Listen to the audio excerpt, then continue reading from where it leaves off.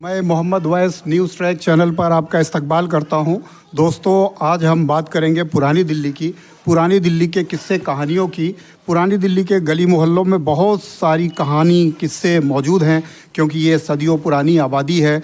यहाँ पर हर गली, हर मोहल्ले, हर हवेली में कुछ न कुछ किस्से कहानियाँ हैं। दोस्तों, आइए डॉक्टर नजमुल सहर साहब से बात करते हैं कि और उनसे जानने की कोशिश करते हैं एक नई कहानी। देखिए,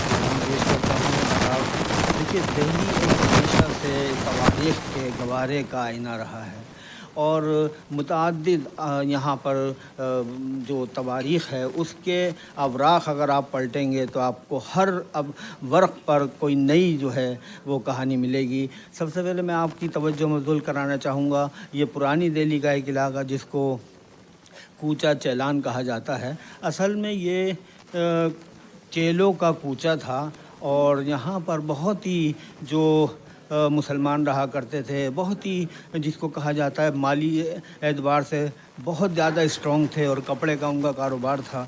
थोड़ा आप जब चलेंगे आफ्टर सम वॉकिंग डिस्टेंस पर तो एक मस्जिद है वहाँ जिसको बारादरी कहा जाता है और ये ख्वाजा मीर दर्द मस्जिद है बारादरी। बड़ी तारीख़ी मस्जिद है और बड़ी पुरानी मस्जिद है।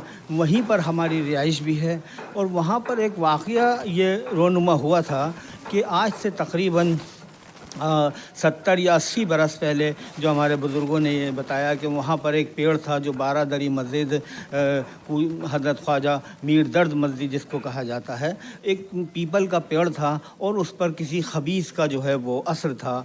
आसपास की जवान बच्चियाँ और ख़ासकर छोटे बच्चे इंतहाई रात को उससे खौफज़दा होते थे। तो वहाँ एक बुज़ुर्ग इमाम आए जिनका नाम इमाम इश्तियाक़ था और उन्होंने अपनी काबिशों से उस पेड़ को तरशवाया और तरशवाने के बाद ये देखा गया कि वो साया अल्हम्दुलिल्लाह दूर हो गया और फिर उन्होंने ये दुआ की कि इस मस्जिद में इंशाअल्लाह हमेशा कोई ना कोई आलिम रहेगा।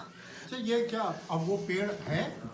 वो पेड़ अब बिल्कुल नहीं है। वहाँ से उसको बाद में जो आधा था उसको भी निकाल दिया गया। जब मस्जिद की तामीर 1981 में दोबारा हुई तो फिर उसको नए सिरे से असर नौ मस्जिद को बहुत ही शानदार तरीके से बनाया गया है।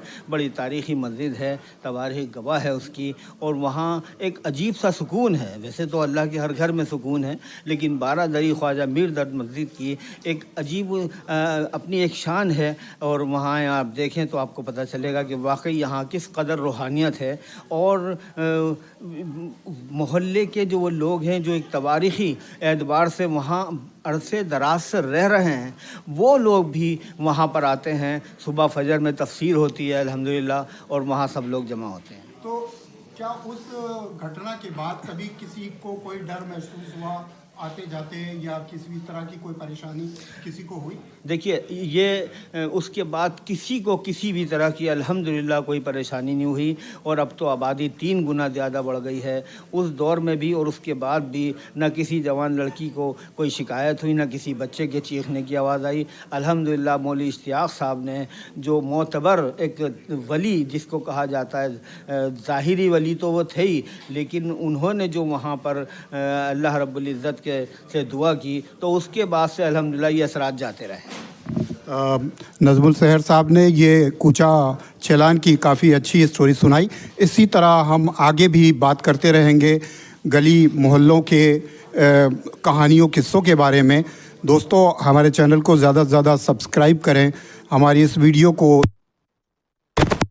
हमारा हौसला बढ़े और हम इसी तरह और भी पुरानी दिल्ली के किस्से कहानियाँ आपके साथ शेयर करें। शुक्रिया दोस्तों।